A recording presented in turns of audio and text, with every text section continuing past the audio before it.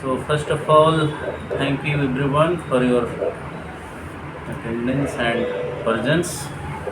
And the topic of today's discussion is why hue and try your SIR special intensive revision in Bihar.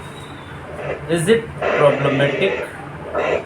As we know that it is problematic, but let us have a discussion on it because it is very important to discuss many things. And in this brief notes, of course it is not a detailed notes, but I have just tried to put out some questions, right? And there are some questions in the first page of this notes. And the first question is that was it right time to start SIR in Bihar just before a few months of election and within a very limited time, right? Second is that whether any consultations with major political parties was done before the announcement of this SIR. And the third question is that is the approved list of documents which were being asked by the Election Commission of India is arbitrary decision or something else? क्योंकि law में एक चीज़ पढ़ाया जाता है कि आपने किस आधार पर डिसाइड किया कि यही 11 डॉक्यूमेंट जो है आपके डेट ऑफ बर्थ है, आपके रेजिडेंसी या सिटीजनशिप के लिए प्रोड्यूस किए जाएंगे. So whether this is arbitrary decision to allow only 11 documents or something it is based on law. And fourth, the approved list of 11 documents for proof of residence or citizenship. So there is also a question, and Election Commission of India is denying repeatedly that it is not the exercise of determining the citizenship of the people, rather it is a proof of residence. And it is very you can say I think seems illogical. ये residence certificate या बाकी सारे certificates को बनाने के लिए आधार card दिया जाता है, राशन कार्ड दिया जाता है, and despite that they have not allowed them, rather they are asking some different kind of documents. And in this question there is one question also, another question also, that is whether this decision is a colorable exercise. Law में एक colourable exercise कहा जाता है, होता है, और वो होता है कि जब आप कोई काम डायरेक्टली नहीं कर पाते तो उसको आप इनडायरेक्टली करते हैं, and that is known as colourable exercise. And those who are raising the question that no it is the determination of citizenship in some way or other, and that is why I have termed this exercise as a colorable exercise. जो direct हम नहीं कर रहे हैं कि citizenship के determination के लिए हम कर रहे हैं, लेकिन कर वही रहे हैं. And of course we know that right to vote, whether it is constitutional right और फंडामेंटल राइट और statutory right, is based on the citizenship. तो पांचवा क्वेश्चन इसमें है कि is there feasible, is this exercise feasible in this season when most migrants are outside the state, most of the people, most of the labor class are outside the state. So whether it is a good time to do this exercise. The sixth question is that is the online verification system efficient or discriminatory? As we know कि बहुत लोग तो जानते ही नहीं हैं कि online ये सुविधा अवेलेबल है, और अगर अवेलेबल भी है तो बहुत सारे लोग को ये पता चल रहा है कि वो तो ऑलरेडी फॉर्म फिलअप कर दिए हैं, जबकि उनको पता भी नहीं है कि वो फिलअप किए हैं. और ये कितना मतलब उनके लिए एफिशिएंट है जो आउटसाइड माइग्रेटरी लेबर के रूप में या माइग्रेटेड लेबर के रूप में एग्जिस्ट कर रहे हैं, उनको कितना पता है, वो कितना एफिशिएंटली इस चीज़ को कर पा रहे हैं, और उसके बदले उनको क्या चीज़ें झेलनी पड़ रही है.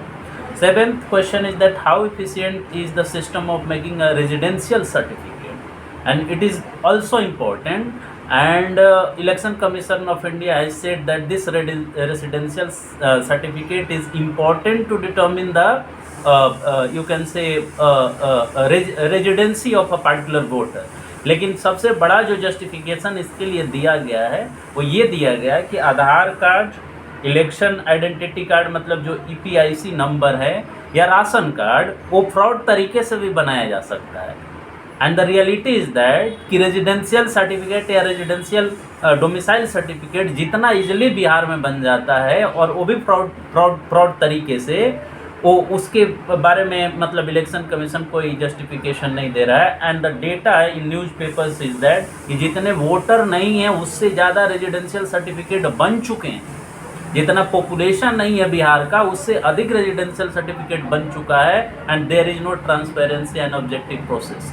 तो कैसे इसको जस्टिफाई किया जा रहा है? 8वां क्वेश्चन है ये old age person, illiterate person, या आप कहें कि वैसे लोग जो एक इसमें क्राइटेरिया दिया हुआ है, जो बहुत पुराने ओल्ड एज के लोग हैं, वो कैसे डेट ऑफ बर्थ का अपना सर्टिफिकेट देंगे या प्रूव करेंगे कि हाँ हम यहाँ के सिटीजन या रेजिडेंट हैं। तो और 9वां क्वेश्चन इसमें हमने ये जोड़ा है, और ये सबसे इम्पोर्टेंट क्वेश्चन हमें लगता है कि जब हम डेमोक्रेसी की बात करते हैं कि there is a democracy in India and that democracy is based on the universal adult franchise which is determination of individual votes. एक व्यक्ति का एक वोट इस लोकतंत्र में मायने रखता है। और अगर इस तरह से मतलब कुछ मुद्दों को इसमें छोड़ दीजिए कि जिनका देहांत हो गया, आपको they should be included, they should be included. Those person who have obtained the voter identity card in the different states or other states, they should be included. But the larger question is that whether these circumstances are justified in which Election Commission of India is doing this exercise, and whether or not it is an attack on democratic spirit of constitution or not, right? तो इसमें जो election commission of India का claim है कि हम impartiality और objectivity के साथ ये काम कर रहे हैं, क्या वो सही है या गलत है? और अब एक चीज़ और मैं थोड़ा सा ब्रीफ करना चाहूँगा, वो ये है कि इलेक्शन कमीशन ऑफ इंडिया ने 24 जून 2025 को एक प्रेस नोट निकाला, and in that press note the election commission of India has answered some what questions. Means that what is this SIR, why this SIR, and how this SIR. They have tried to give to reply some queries based on their on you can say understanding and powers. And what is SIR? They have said in that press note, and that is what Article 326 of Constitution stipulates that every person who is a citizen of India and who is not less than 18 years of age on qualifying date and is not otherwise qualified under any law shall be entitled to be registered in electoral roll.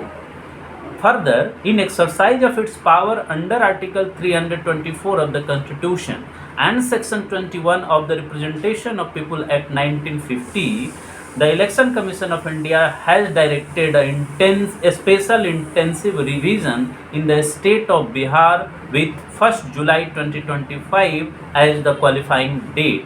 The last intensive revision in Bihar was conducted by Commission in 2003 with 1st January 2003 as qualifying date. ये जो what question है इसको election commission of India ने अपने website पर 24 जून 2025 को डाला है। अब इस व्हाट क्वेश्चन के बाद उसने वाई का जवाब दिया है कि क्यों कराया जा रहा है, ये इलेक्शन कमीशन का जवाब है। ध्यान से ये समझना है कि why this SIR. So Election Commission of India has said that maintaining the integrity of electoral roll is fundamental for the conduct of free and fair election.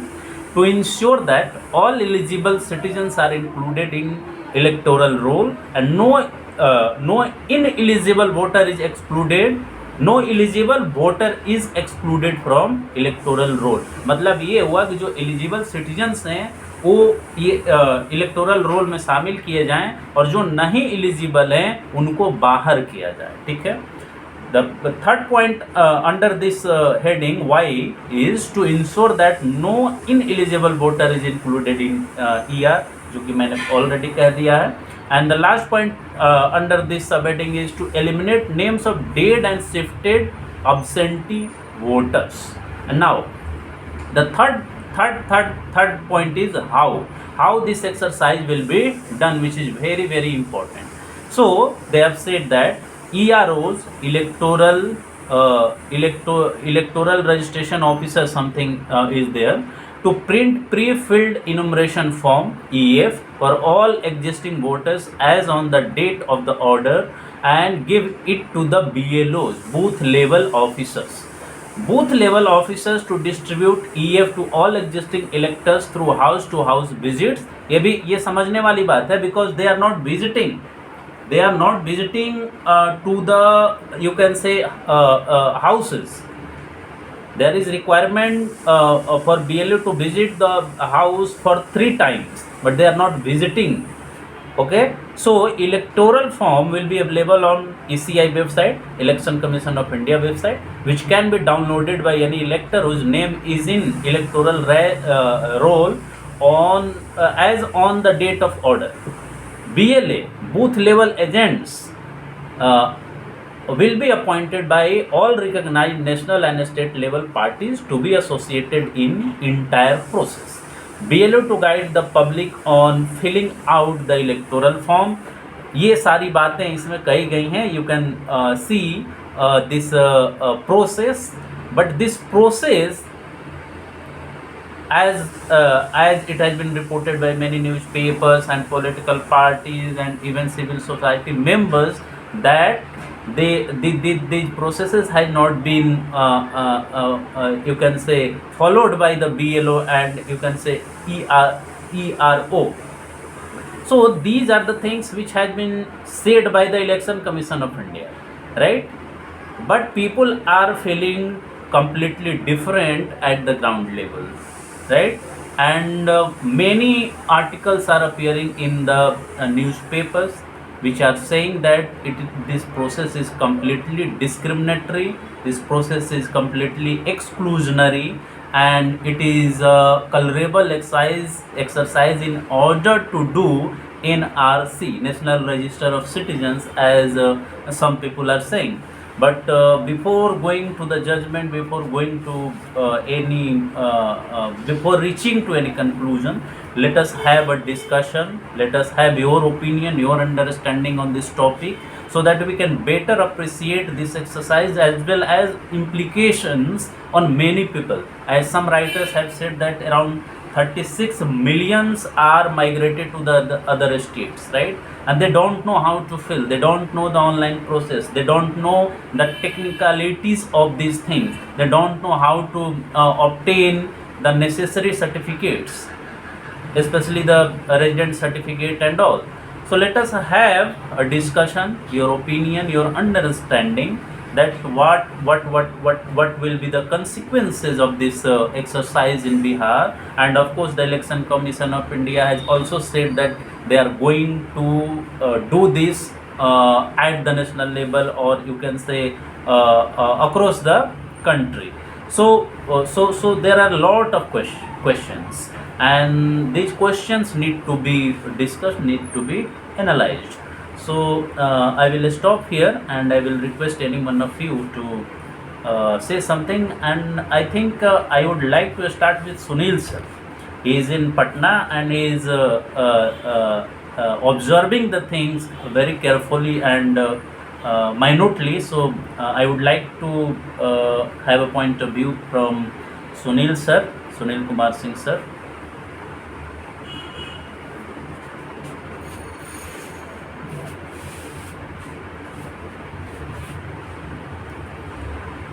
Sunil sir, would you like to speak now?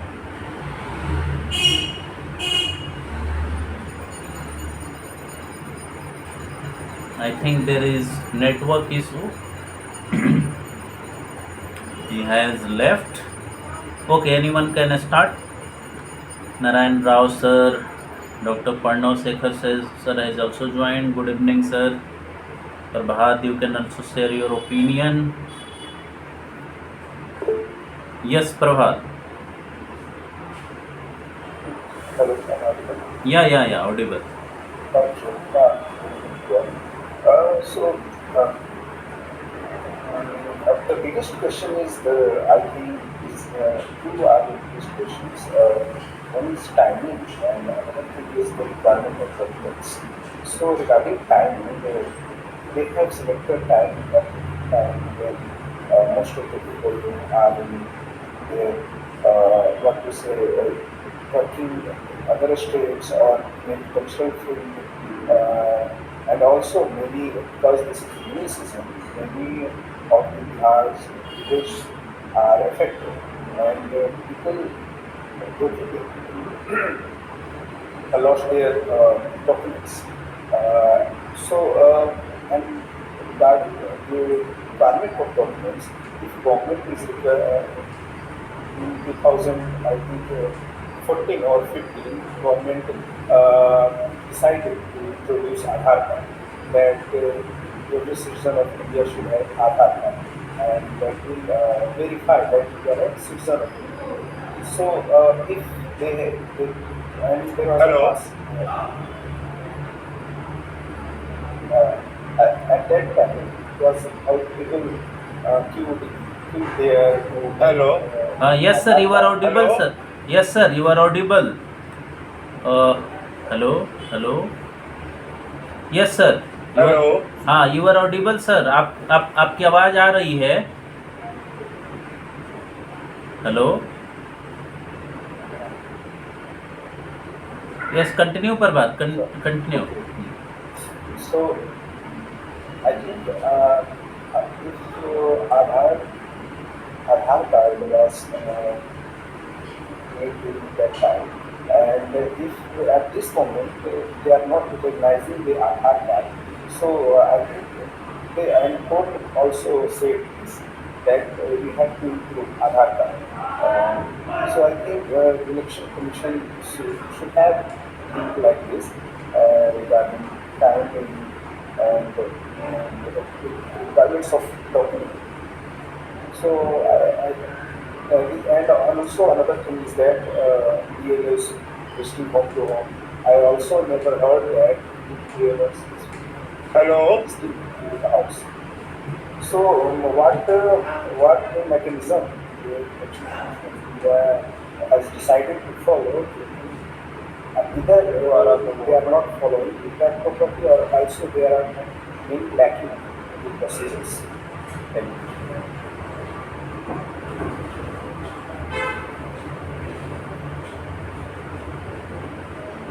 you. Okay, Prabhat. Yes, this is the main issue, and that is why I have said, Prabhat, that why they have decided that only 11 documents will be required, and 11 document will be produced. On what basis? Whether there is any ground of justification to do that things, that only 11 documents will be allowed, when 11 documents are being made by the officials on the basis of Aadhaar card itself, on the basis of voter ID card, on the basis of ration card.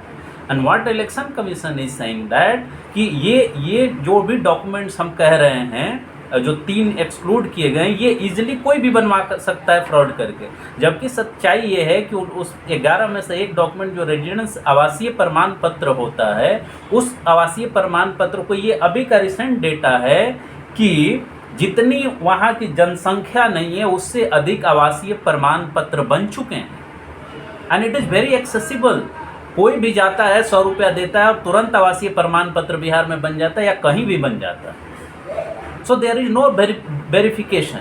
अब वो आवासीय प्रमाण पत्र, उसी के आधार पर ये determine होता है कि आप उस कंस्टिट्यूएंसी में रहते हैं कि नहीं रहते हैं। ये इलेक्शन कमीशन ऑफ इंडिया का कहना है। तो क्या कोई मतलब रीजनेबल एक्सप्लेनेशन है? लॉ में कहा जाता है कि भाई कोई भी आप काम अगर करते हैं तो उसके लिए आपको जस्टिफिकेशन देना होता है। That is called reasonable justification, reasonable explanation. So main question is that कि whether Election commission of India के पास कोई जस्टिफिकेशन है इसका कि ये 11 डॉक्यूमेंट ही क्यों, और वो भी 11 डॉक्यूमेंट का बेसिस होता है आधार कार्ड, इलेक्शन आइडेंटिटी कार्ड और राशन कार्ड। आज आयुष्मान भारत का एग्जाम्पल देख लीजिए। आयुष्मान भारत के लिए सबसे मेन क्राइटेरिया क्या है, कौन सा डॉक्यूमेंट है? That is the ration card. Without ration card you can't made Ayushman card. और बहुत सारे जगहों पासपोर्ट हो और सारी चीज़ों के बारे में हो तो महज आइडेंटिटी कार्ड नहीं होता। इसका तो ऑलरेडी क्लैरिफिकेशन नहीं है कि भाई आखिर आधार का क्या मतलब है। तो क्या कोई जस्टिफिकेशन है इसका कि हम 11 डॉक्यूमेंट किस आधार पर सेलेक्ट कर रहे हैं? और उन लोगों के लिए, खास करके ओल्ड एज पर्सन्स जो हैं उनके लिए। Yes Sunil sir, please please please speak up sir.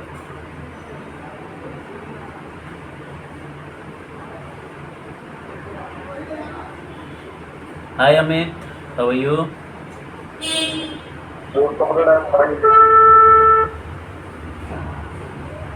Sunil sir, I think there is technical issue.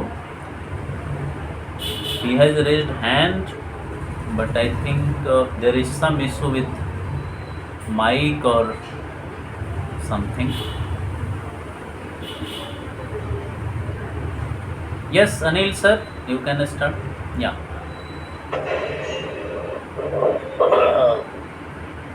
एक दो सवाल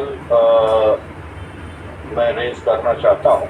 बहुत ही अच्छा आपने प्रेजेंटेशन दिया है और इसको एक विस्तृत पेपर के फॉर्म में, detailed paper on behalf of the AIPF to be prepared and circulated. Very important points are there which you have displayed on the screen.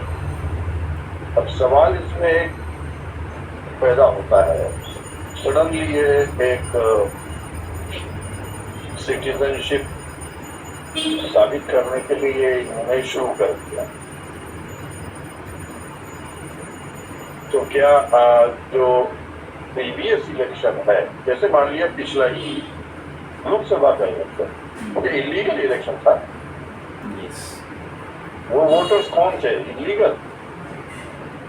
और ये जो सरकार बनी है बिहार में या भारत में या अन्य राज्यों में, वो क्या इलीगल सरकार है? There is no explanation coming for that. Voters' identity card is the basis for voting. You have to show voting. You have to show I-card at the booth. Suddenly उसको क्या हो गया? कौन से लोगों ये इलेक्शन कमीशन ने ये स्टेप लेना शुरू किया? एक तो ये बहुत बड़ा सवाल है, legality and illegality of the existing elected governments. दूसरा, सिटीजनशिप क्या है? सडनली आप साबित करने के लिए कह रहे हैं कि आप सिटीजन हैं कि नहीं, असली है, नकली है, क्या है? और what am I a citizen और नॉट, मुझे तो आज तक नहीं पता चला, या मैंने सोचा भी नहीं। अब मैं सिटीजनशिप अपना साबित करूंगा। इतने दिन यानी यहाँ पैदा होने और रहने के बाद मुझे ये साबित करना है कि मैं भारत का सिटीजन हूँ कि नहीं हूँ। अजीब सी बात है ये, absurd. Suddenly you are trying to question the citizenship and Indianness of the Indians. तीसरी बात कि ये एक्सरसाइज बिहार में शुरू किया। क्यों बिहार में क्यों शुरू किया? अभी हाल तक दूसरे राज्यों में इलेक्शंस हुए हैं और विभिन्न पार्टियों की सरकार, खासतौर पर शासक पार्टी की सरकारें बनी है। आप उसको कैसे, हाउ डू जस्टिफाई दैट? और दूसरे राज्यों में क्या होगा? कभी इलेक्शंस में आप नए इलेक्टोरल रूल्स पैदा करेंगे। चौथी बात, बहुत बड़े पैमाने पर एक शिकायत आ रही है, कंप्लेंट आ रहा है कि in the electoral rules, people are not being added, they are being eliminated. उनको इलेक्टोरल रोल से निकाल बाहर किया जा रहा है। तो भारत की जनसंख्या तो बढ़ रही है, सरकारी आंकड़े हैं, कोई हमारे आपके तो आंकड़े नहीं है। भारत सरकार बोलती है कि भारत की जनसंख्या बढ़ रही है। अब भारत की जनसंख्या बढ़ रही है और वोटर कम हो रहा है, ये कैसे हो सकता है? ये और अब्सर्ड बात है। So there is a widespread feeling that people are being erased. Their names are being erased. They are being thrown out of the electoral rolls to fulfill certain narrow political aims. राजनीतिक स्वार्थ के लिए ये पूरा exercise बहुत कम समय में बड़े अजीब तरीके से बहुत बड़े पैमाने पर शिकायतें आ रही है और लोग रात जैसे विशालकाय राज्य में ये काम किया जा रहा है। इसके पीछे कोई बहुत बड़ा राजनीतिक मकसद है। ये शिकायत लोगों के जहन में घर करती जाने के बाद और एक बहुत बड़ा खतरा हमारे इलेक्टोरल सिस्टम के लिए है और इसलिए इसको पूरी रिवाइज किया जाना चाहिए, बदला जाना चाहिए। कोई एक्सप्लेनेशन नहीं दिया गया है कदम को लिए और मैं समझता हूँ कि ये बहुत ही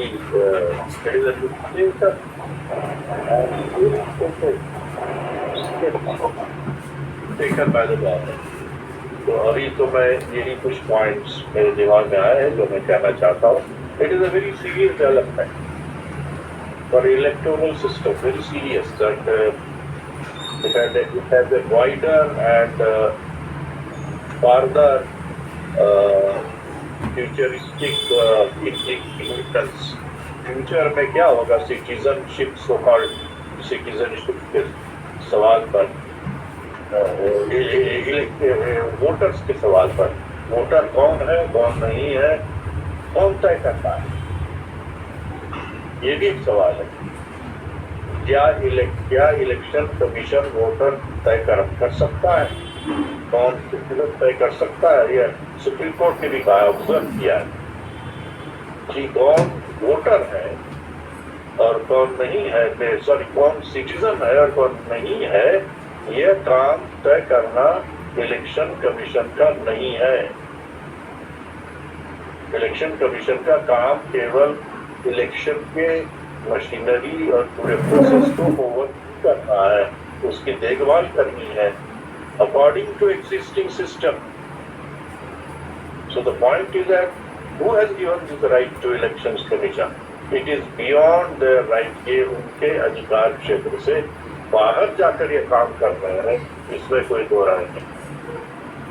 तो यही बातें मुझे कुछ major points. Thank you very much. You have raised very serious questions, sir, and I am not aware about today's observation by the Supreme Court of India on those petitions which are filed by the political parties। आज भी शायद सुनवाई हुई थी और उसमें शायद ये ऑब्जर्वेशन आया है जो कि बहुत ही इम्पोर्टेंट है कि सिटीजनशिप कौन तय करेगा and why you are asking for. हाँ सर, ये पहले भी आया था। हाँ, पहले भी सुप्रीम कोर्ट ने ऑब्जर्व किया है, अभी पिछले बार जो हियरिंग हुआ उसको ऑब्जर्व किया ये कौन तय करेगा, कौन तय करेगा।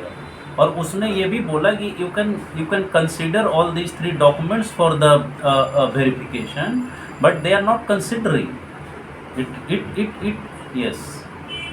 It seems that they have ulterior intention. और ये सब कुछ जानता है कि कॉन्स्टिट्यूशन ने ये राइट दिया है और कुछ जजमेंट्स में भी सुप्रीम कोर्ट ने ये बात कही है कि citizen right to vote is the constitutional right.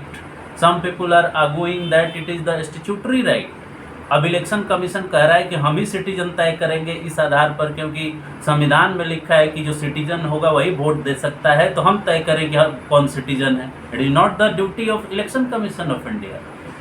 Election Commission of India has duty to just enroll those people as a voter who has citizenship। और सिटीजनशिप उनका कौन तय करेगा, ये सबसे बड़ा सवाल है। And it is also difficult one also कि ये कौन तय करेगा। सरकारें अगर सरकारें नहीं कर पाई तो ये इलेक्शन कमीशन को मतलब कलरेबल तरीके से, that word is colourable. If you can't do the things directly You are trying to do indirectly through the different institutions. So this is the biggest assault on the spirit of democracy. When we say, yes sir, Actually, go ahead sir.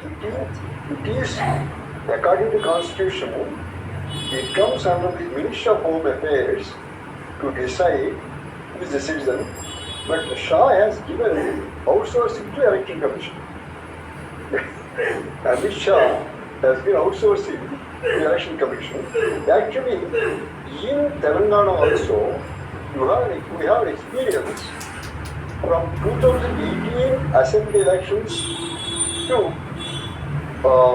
Hyderabad GHMC, Greater Hyderabad Municipal Corporation elections. They have removed 20 lakh votes, and the opposition has gone to High Court, and High Court has asked the state government, why did you remove these 20 lakhs? That is simply after elections of the municipal elections, they told we are sorry. See, the election commissioner told simply sorry, and the case was closed because the elections are over. Same case now, Amit Shah has given also the election commission, and it drags on the Supreme Court, and the election will be held, and they have just sorry, as in Telangana. That is the conspiracy against the migrants. Yes. And tomorrow, another state also will do the same regarding the migrants. Bihar, Uttar Pradesh will do that next time. It's going to happen. So now India Bloc has to form either boycott elections or do some sort of parliamentary. Otherwise, they are going to expand to other states also. So do you think, sir, that the political movement or some kind of mobilization of people on this front is very necessary? This legal means, the case filing, petition filing, and all kind of things have limitation, but there must be political mobilization. A large scale political mobilization by the democratic forces is necessary, I think. That's what happened when ETR was dislodged. When Yeah. Amla in Hyderabad, the entire opposition of the entire country has unitedly launched the legislation. Yes, Indira Gandhi has to lead and given the power against ETR. Otherwise, you see, unless the entire country movement comes, it's difficult. Amit Shah and Modi are not, they are not going to lead. So, easy. We should completely work on this. Otherwise, they will keep on doing this kind of thing in other states. Yes. Yes. Sunil sir, unmute yourself, sir. Yes sir, you are audible. मेरी आवाज जा रही है? हाँ बिल्कुल आ रही है sir, बिल्कुल आ रही है सर। एक्चुअली में जिस वक्त आपने हमको कहा, बिल्कुल आ रही है। हेलो हाँ जी सर। राजीव वाले जी नमस्कार, और सब लोगों को नमस्कार। हाँ सर, हमारा भी नमस्कार स्वीकार किया जाए। जी, असल जिस वक्त आपने कहा हमको बोलने के लिए, जी अब मोबाइल में हमारी गड़बड़ी हो रही थी। अच्छा। हम एडजस्ट नहीं कर पा रहे थे, इसलिए बीच में आवाज भी बंद हो गया। हाँ। तो थोड़ा देर हम सुन भी नहीं पाए। अच्छा। लेकिन अब किसी तरह से ठीक किए हैं। हाँ। ये गूगल मीट पर कभी हम जल्दी मीट करते नहीं, आज पहली बार मीट कर रहे हैं। अच्छा सर, अच्छा। चलिए, ये हमारा प्रॉब्लम है। हाँ ठीक है सर। सबसे बड़ी बात क्या है कि जो बिहार में SIR का सवाल है, तो SIR का सवाल जो है, यह लोकतंत्र के लिए बहुत महत्वपूर्ण सवाल है। ब्रेख्ट कहा था क्या कि वो कहे थे कि public has lost faith in the government, public has lost faith in the government should choose its own public. चूंकि जनता का सरकार में विश्वास खत्म हो गया है, इसलिए सरकार अब अपनी जनता खोज लेगी। ये ब्रेक जर्मनी के संदर्भ में कहे थे,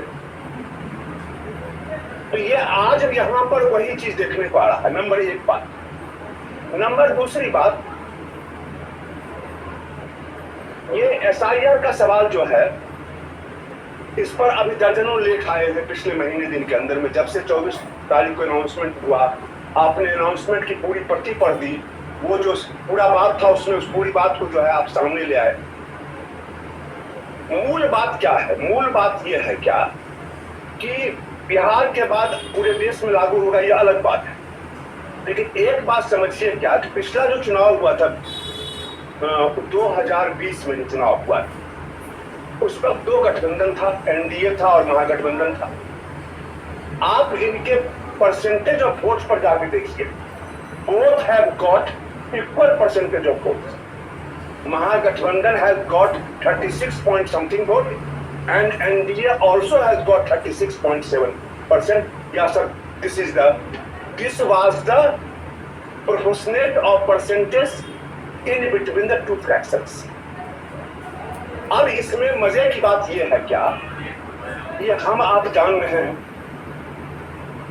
हम और आप इस बात को जान रहे हैं, सरकार भी जान रही है, और बीजेपी 2024 के बाद, ये पॉलिटिकल मंच नहीं है, हमको पॉलिटिकल पार्टी का नाम नहीं लेना चाहिए, लेकिन चूंकि यह सवाल पॉलिटिकल है, डेमोक्रेटिक है, ये सवाल उठेगा ही।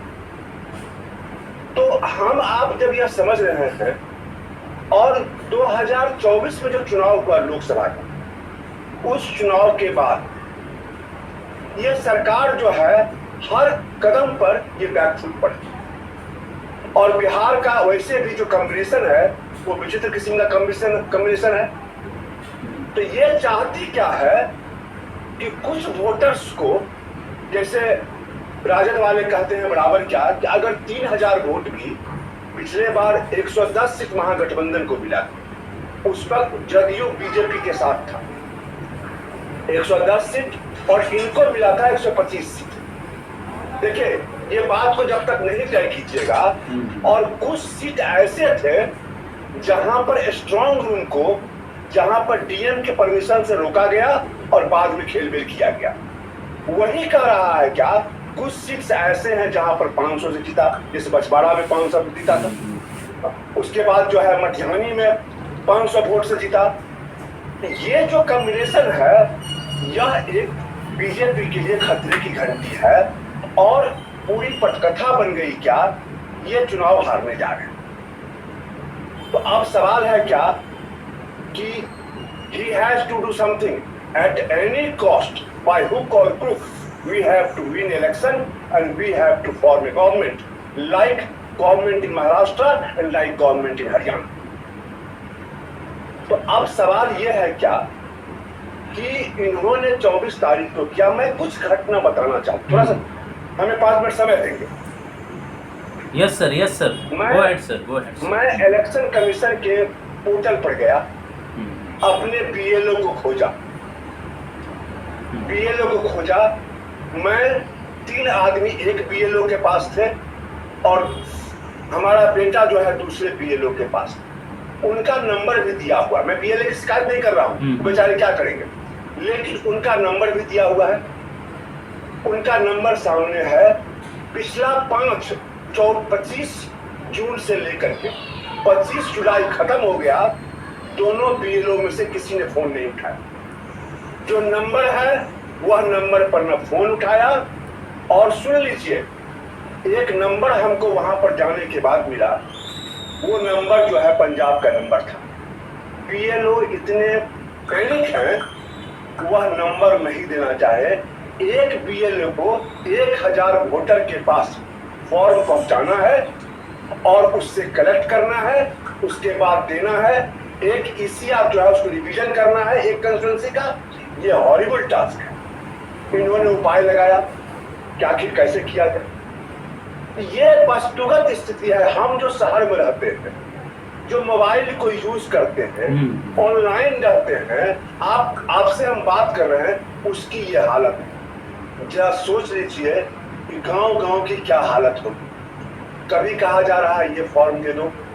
अभी दानापुर का आज इंडियन एक्सप्रेस में आया है, दानापुर का बीएलओ बतलाया क्या कि उसने 1200 फॉर्म वो जमा किया। वह जमा अपने से भी नहीं किया, म्यूनिसिपैलिटी के कर्मचारी को दे दिया, उसको दे दिया, उसको दे दिया। बोला कि 600 आदमी, 1200 में 600 लगभग आदमी, मैं एग्जैक्ट नंबर हो सकता है आगे पीछे हो, लेकिन 600 आदमी ने अपना कोई डॉक्यूमेंट नहीं दिया। वो 11 डॉक्यूमेंट ऐसे डॉक्यूमेंट हैं जिसके विषय में आप ये कहते हैं हिंदू अखबार में राहुल शास्त्री की लेख पढ़ लीजिए कि बिहार में कितने लोग मैट्रिकुलेट हैं, कितने के पास कास्ट सर्टिफिकेट है, कितनों के पास जो है सो। तो ये सारा 11 डॉक्यूमेंट। और सोचिए आधार कार्ड, आधार कार्ड में, आधार कार्ड जब आप बनवाने गए थे तो आपके अंगूठा का पहचान लिया गया था, उसको क्या बोलते हैं, ऑथेंटिसिटी ऑफ अंगूठा जो है उसका देखिए उसका नाम अलग है। Fingerprint sir, iris scan, fingerprint, ये सारा चीज फिंगरप्रिंट दिया गया। हाँ, उसके बाद आप फोटो दिए, आगे में फॉर्म को भरा, आपका फोटोग्राफी उसने किया गवर्नमेंट का आदमी, उस आधार कार्ड को नहीं मान रहे हैं, मनरेगा कार्ड को नहीं मान रहे हैं। तो देखिए मंशा इनकी स्पष्ट है। मंशा ये है कि हमको हिंदुस्तान में बाय हुक एंड क्रुक शासन करना। अब ये जान गए, इसके अलावा कोई रास्ता नहीं। तो यहाँ पर एक गोमेल्स की बात याद आती है। गोमेल्स कहे हैं, मैं खोज करके निकाला हूँ आज, उन्होंने कहा वी इंटर पार्लियामेंट, जरा थोड़ा सा बड़ा है, आप जरा सुन लीजिए। We enter parliament to supply ourselves, in order to supply ourselves, हम पार्लियामेंट में जाते हैं अपने आप को प्रस्तुत करने के लिए। In the Arsenal of democracy with its own evidence, if democracy is so stupid as to give us free tickets and salaries for the beer's work, भालू के काम के लिए हमको पैसा और सैलरी देती है और सुख सुविधा देती है। That is its affair। ये जनतंत्र की जो है मजाक है, ये जनतंत्र का जो है खिलवाड़ है, ये उनका काम। इस पर हम कुछ नहीं कर सकते। हम कर क्या सकते हैं? We do not come as friends, not even as neutrals। ये गोवेल्स नाजी पार्टी के इंफॉर्मेशन और ब्रॉडकास्टिंग भी है 20वीं शताब्दी का सबसे इंपॉर्टेंट जो है। अगर कोई चर्चित मैंने झूठ बोलने वाला होगा तो गोवेल्स से बड़ा झूठ नहीं होगा। उसने कहा we do not come as friends, स्पष्ट स्वीकार करता है, not even as neutrals, we come as enemies, as the wolf burst in the flock. जैसे भेड़िया जो है भेड़ की भीड़ में घुस जाता है, सो वी कम, उसी प्रकार से होना। तो कहने का मतलब क्या है? इन्हें डेमोक्रेसी इनके लिए बोझ महसूस हो रहा। ये CIA NRC में जो हुआ 2020 में, 2019 के दिसंबर में आया, ये बिल्कुल फेल हो गए। अब जब फेल हो गए हैं तो अब यह NRC को, अभी आसाम की क्या हालत है, 1,90,00,000 आदमी वो डिस्फ्रेंचाइज हो गए। अब उनको वहां हाहाकार मचा हुआ है। ये पूरे हिंदुस्तान में, ये बिहार में तो SIR है, दिल्ली में क्या हो रहा है देखिए। जो बंगाली बोलते हैं वो सब बांग्लादेशी हो गए, जबकि बंगाल जो है, बंगाली जो है भाषा जो है वह हिंदी के बाद सेकंड लैंग्वेज। महाराष्ट्र में उन्होंने हिंदी के सवाल पर शुरू किया, कल लोग यही काम करेंगे। तो ये सवाल जो है बहुत महत्वपूर्ण सवाल है। और जो शिक्षाविद अभी राजीव गांधी जी पूरा बात बताए, हम लोग सहमत हैं, आप भी पूरी बात को रखे हैं, वो सारी बात अपने जगह पर है।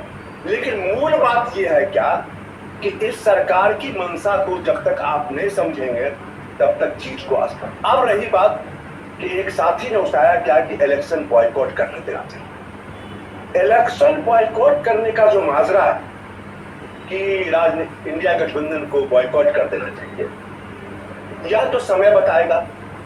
अभी 25 जुलाई खत्म हो गया है। इलेक्शन कमीशन रोज तरह तरह के बयान दे रही है। 1 अगस्त को लिस्ट आएगा और उसके बाद क्या करेंगे, हमारे वॉलंटियर्स जाएंगे और कागजात को जुटाएंगे। तो सवाल ये है क्या कि आखिर ये काम तो जब ये जनवरी महीने में 1 जनवरी को ये सारा काम फाइनल हो चुका था। अब देखिए बात क्या है, एसआईआर का प्रोविजन है कि नहीं है।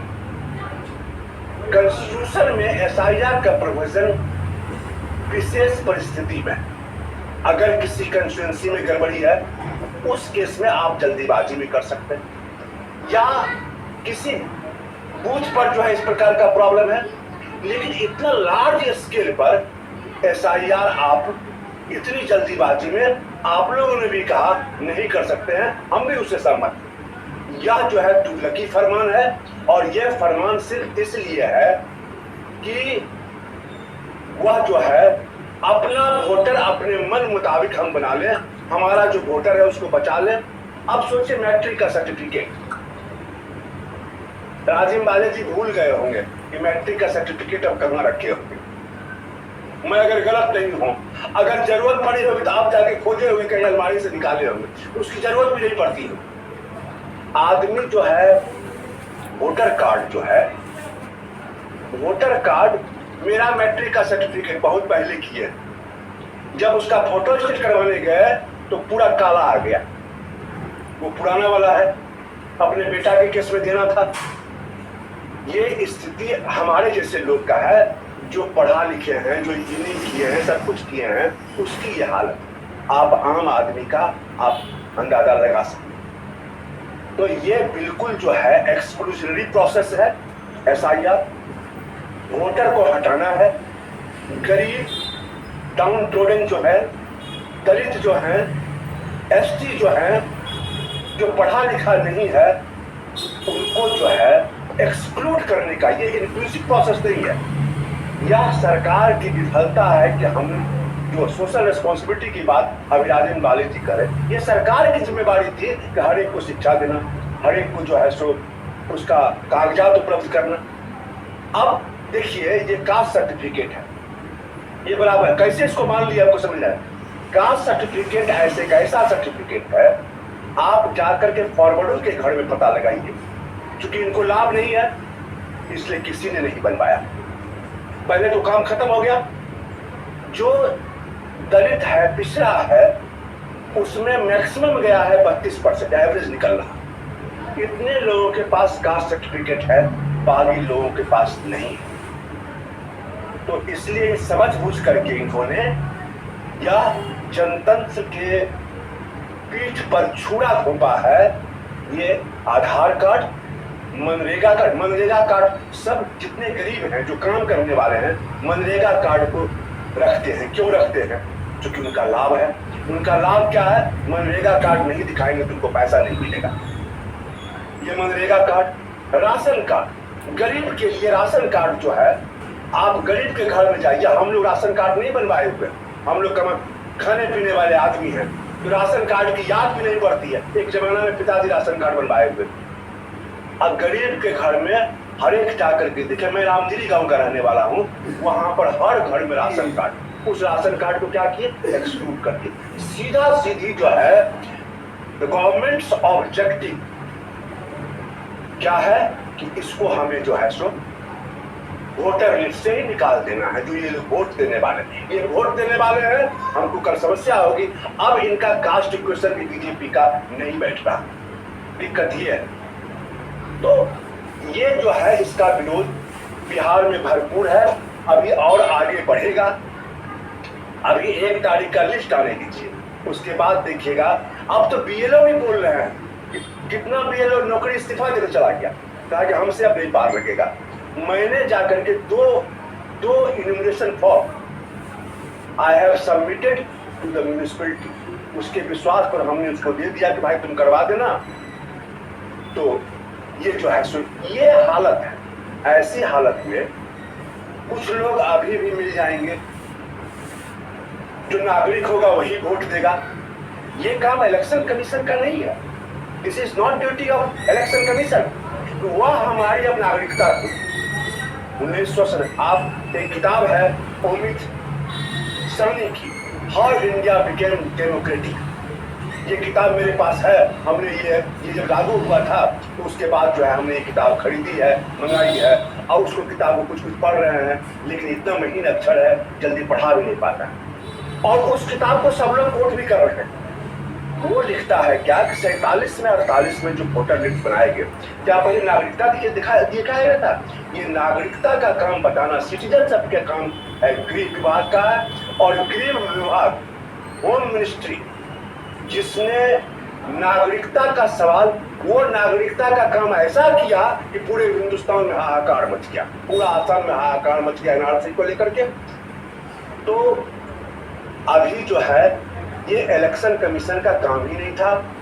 एसआईआर जो कर रहे हैं बिल्कुल गलत कर रहे हैं मेरे हिसाब से। इन्हें एसआईआर करना था, रिवीजन करना था 6 महीना पहले करते। लेकिन ये लास्ट मोमेंट में आकर के अब नवंबर में चुनाव होना है और अब आप शुरू किए हैं बैठ करके, तो पढ़े लिखे लोग भी जो है, जज ने जब कह दिया कि जितना कागज आप मांग रहे हैं उसमें से एक भी मेरे पास नहीं।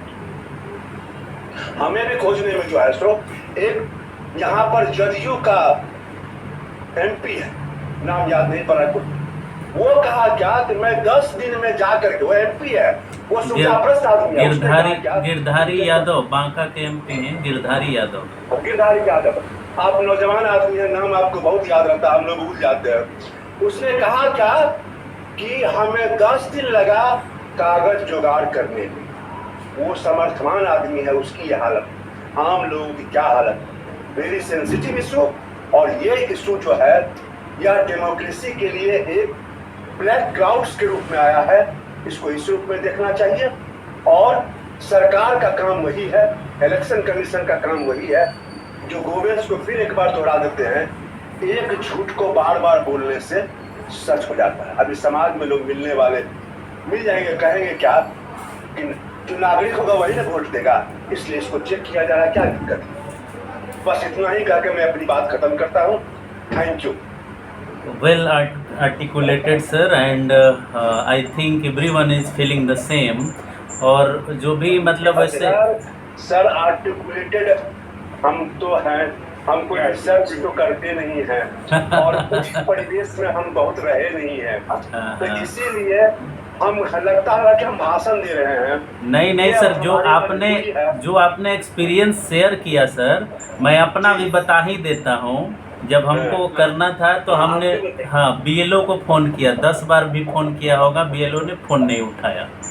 उसके बाद हमने ईआरओ को फ़ोन किया, ईआरओ ने रिप्लाई किया। तो हमने उससे सबसे पहले कहा कि जब इलेक्शन कमीशन ऑफ इंडिया ने वो करा है कि हाँ भाई आपने बीएलओ को अथोराइज़ किया है, तो ये बीएलओ कहाँ है? उसको तो 3 बार हमारे घर विजिट करना है, तो बीएलओ कहाँ है? सबसे पहले तो मेरा कंप्लेंट रजिस्टर करिए।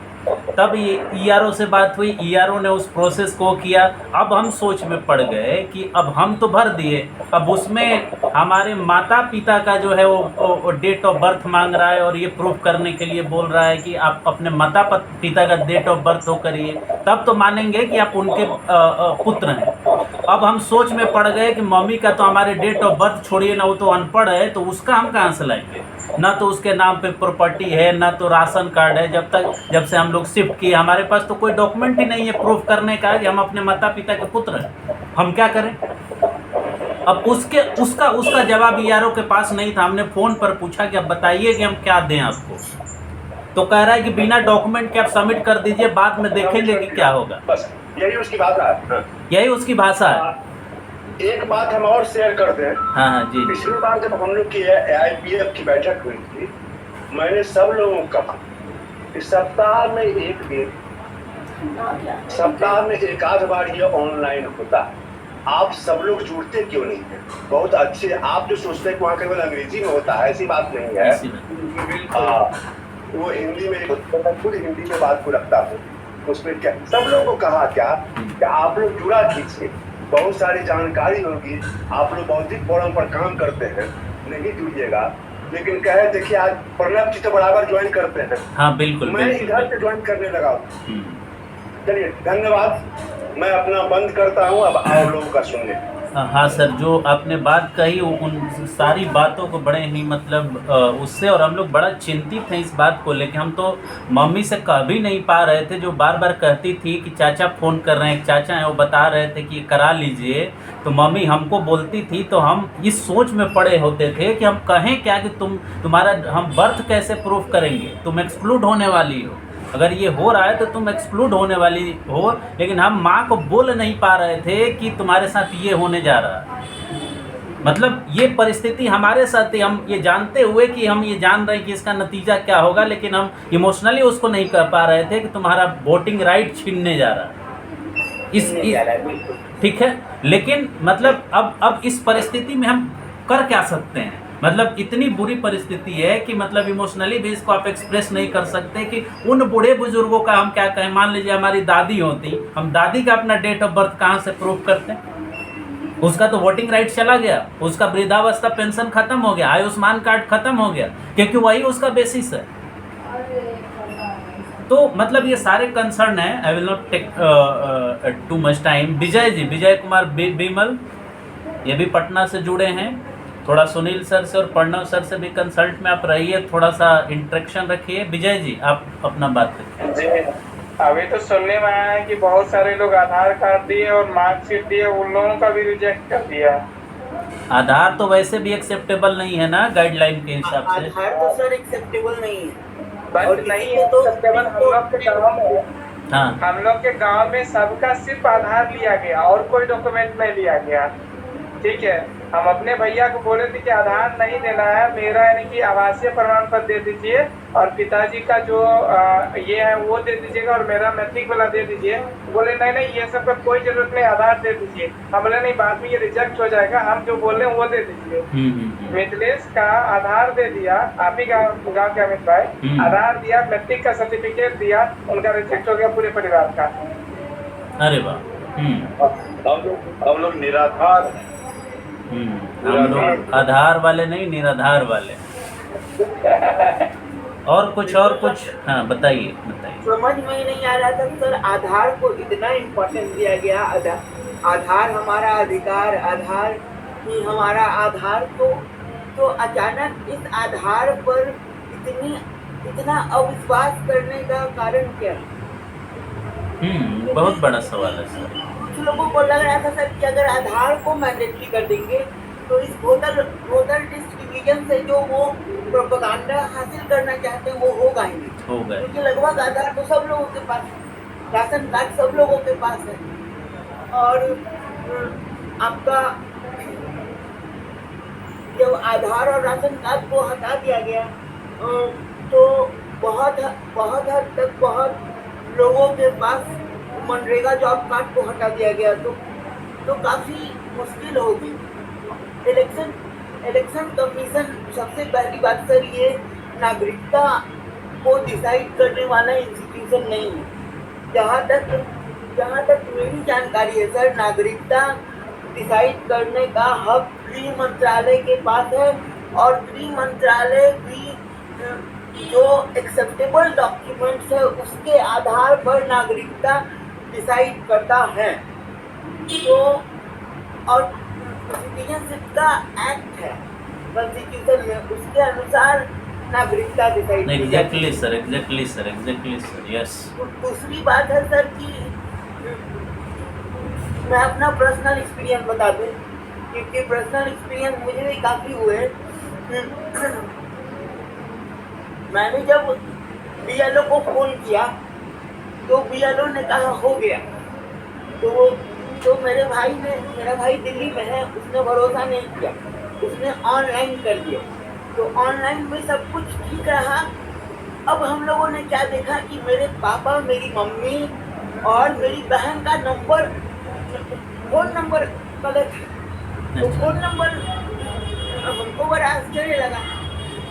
तो सारे लोग ने इस चीज़ को सीरियसली नहीं लिया। सारे लोग बोले कि चलो ठीक है, फ़ोन नंबर गलत है, बाकी सब तो सही है। अब मुझे ये आश्चर्य लगा कि फ़ोन नंबर आखिर है किसका। मैंने उस पर टाइप किया तो सर ये BLO का नंबर था। Oh my God. BLO साहब ने फ़ोन उठाया और उन्होंने अपनी असमर्थता जाहिर की कि इतने कम टाइम में सारे चीज को विजिट करना पॉसिबल ही नहीं है। इसीलिए हम लोगों ने जो डिटेल्स भरे हैं वो अपने बुद्धिमत्ता के हिसाब से भरे हैं। वो बीएलओ का नंबर था, वो ना मेरे पापा का नंबर है, वो ना मेरी मम्मी का नंबर है, ना मेरी बहन का नंबर है। सारे जगह बीएलओ ने अपना नंबर दे रखा है क्योंकि हमको जाना नहीं पड़े। जाना उनके पास एक 25 अगस्त का थ्रेशोल्ड लिमिट है कि भाई आप किस समय तक पूरा चीजें वो कैसे करेंगे, पॉसिबल ही नहीं है। मतलब आपको पता है कि और अच्छा हमको तो ये समझ में नहीं आ रहा है कि सत्ता पक्ष भी और विपक्ष भी, सत्ता पक्ष वाले ये कैसे समझ गए कि सारे लोग उनको वोट नहीं देंगे और विपक्ष वाले ये कैसे समझ गए कि सारे लोग उन्हीं को वोट देंगे। दो बातें काफी हास्यास्पद है, लेकिन जो भी है बहुत बड़े पैमाने पे सर ऐसा हो रहा है कि ये लोग एक्चुअल अपना काम नहीं कर रहे हैं। उनकी भी मजबूरी है, वो मानव है और उनके भी कुछ लिमिटेशंस हैं, लेकिन वो किसी भी तरह डिटेल्स भर के देते हैं। और सबसे बड़ी बात है कि जैसे जो लोग इलिटरेट हैं या जिनके पास ड्रॉप आउट है, बिहार में बहुत बड़े पैमाने पर लोग ड्रॉप आउट, बिहार में बहुत बड़े पैमाने पर सर लोग बाहर काम करते हैं और जो बाहर काम करते हैं वो इतनी जल्दी आ नहीं सकते, तो वो तो ऑटोमेटिकली ही बाहर हो जाएंगे। जैसे कुछ लोग जो देश के बाहर हैं, कुछ लोग जो राज्य के बाहर हैं, जो आ नहीं सकते अपना काम छोड़कर, वो तो ऑटोमेटिकली ही बाहर हो जाएंगे। और कहीं ना कहीं हमको लगता है कि सर ये जो होल प्रोसीजर है, अगर उसका इकोनॉमिक एस्पेक्ट भी देखा जाए तो ये अननेसेसरी इकोनॉमिक बर्डन है। स्टेट के कंसोलिडेटेड फंड पे, पब्लिक अकाउंट्स पे, कंटिजेंसी फंड पे, जिस भी अकाउंट से इसका खर्चा निकाला जाए, तो ये अननेसेसरी है।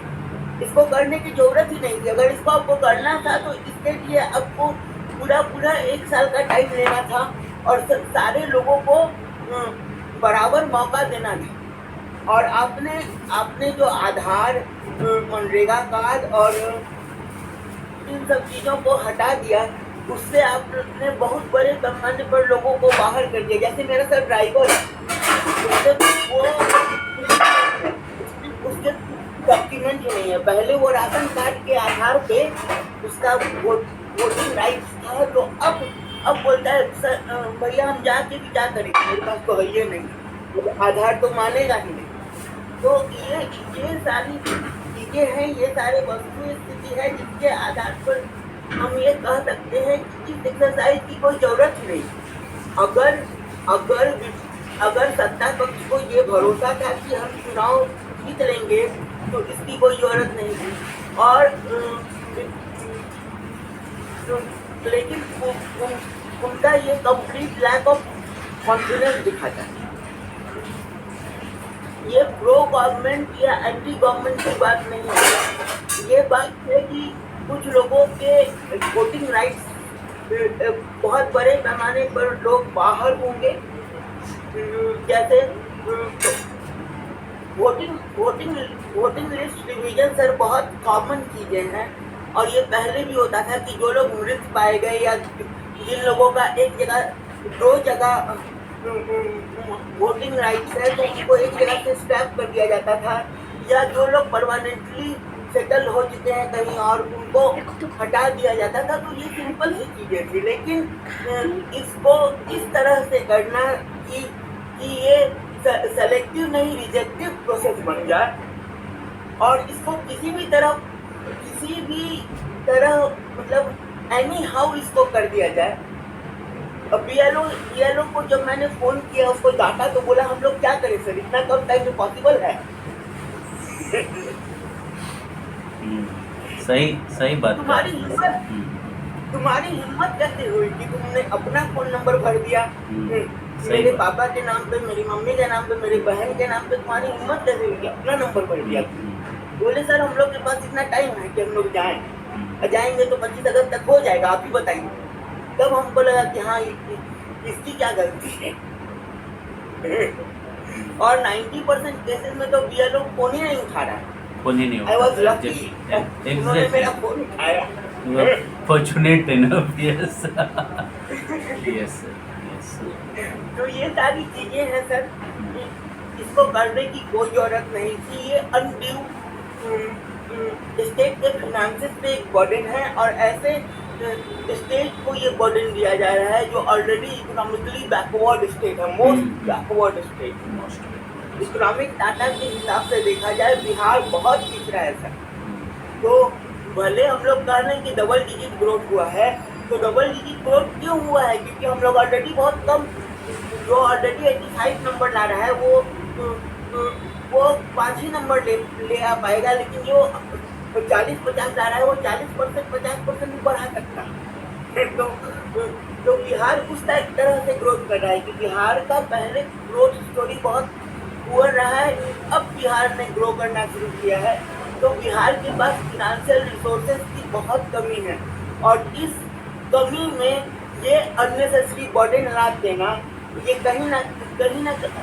कहीं से भी स्टेट रैशनैलिटी की बात नहीं है। और आई थिंक कि इलेक्शन कमीशन को सुप्रीम कोर्ट जितना रोक सकता था उसने रोकने की कोशिश की है, लेकिन कहीं ना कहीं इस प्रोसेस को रोकना चाहिए और लोगों को वोटिंग राइट्स रीइंस्टेट करना चाहिए। क्योंकि अनिल राजनपाले सर ने भी कहा कि हमारा पॉपुलेशन बढ़ रहा है, बिहार का पॉपुलेशन 11-12 करोड़ के आसपास है, तो कहीं ना कहीं लोग ऐड होने चाहिए वोटिंग लिस्ट, ना कि उनको रिजेक्ट करना चाहिए। ऐसा नहीं है कि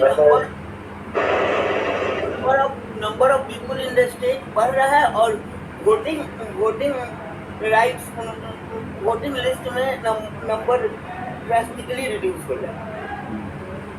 और तो सर हाँ बिल्कुल ये सारी बातें जो काफी मार्मिक हैं, और लोगों को ग्रामीण स्तर पर तो काफी संघर्ष करना पड़ रहा है। अच्छा, उनके बारे और 60% लोगों ने छोड़ दिया है। कोई बात नहीं।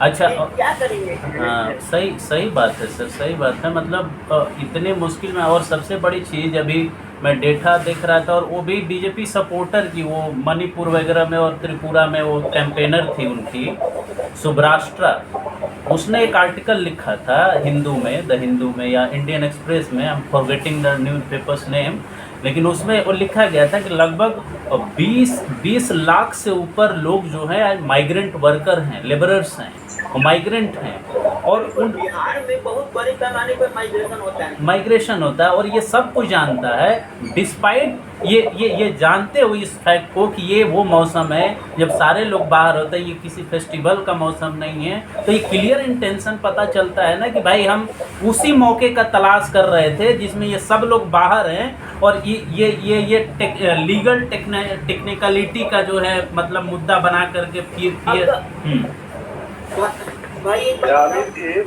Yes sir, yes sir. Amit ji, मैं एक बात मैं कहना चाहूँगा। जी सर, बिल्कुल सर। अभी प्रणब जी ने जो कहा बात को, उसमें कहा कि कैसे सरकार समझ ली कि ये सारे जो वोटर हैं वो हमको वोट नहीं देंगे। सही बात। अपोजिशन कैसे समझ लिया कि ये हमको वोट देने वाले हैं, ये हमको वोट नहीं देंगे। सरकार क्या कहती है? सरकार कहती है क्या कि चूंकि आधार कार्ड बनाने में गड़बड़ी हुआ, भ्रष्टाचार हुआ, राशन कार्ड बनवाने में भ्रष्टाचार हुआ, तो यहाँ भी भ्रष्टाचार हुआ। कैसे होगा हम बताते हैं। देखिए, बीजेपी जो है एज ए पार्टी, इसने अपनी तैयारी बहुत पहले से शुरू कर दी थी। इसने हर बूथ स्तर तक जो है वो अपना कमेटी बना चुका है।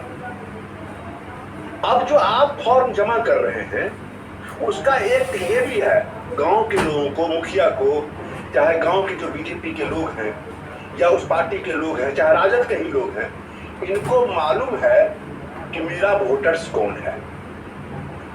तो वो क्या करना चाह रहा है कि वह स्क्रूटनी करेगा बैठ के, और स्क्रूटनी करने में क्या है कि जितने लेफ्ट वोटर्स हैं जो बीजेपी वाले हैं, जितने उनके एंटी वोट हैं, उनको इन सब चीजों के नाम पर जो है वह एक्सक्लूड कराने का काम वह जो है सो करे, अब कर भी रहा है, वो कोशिश करेगा।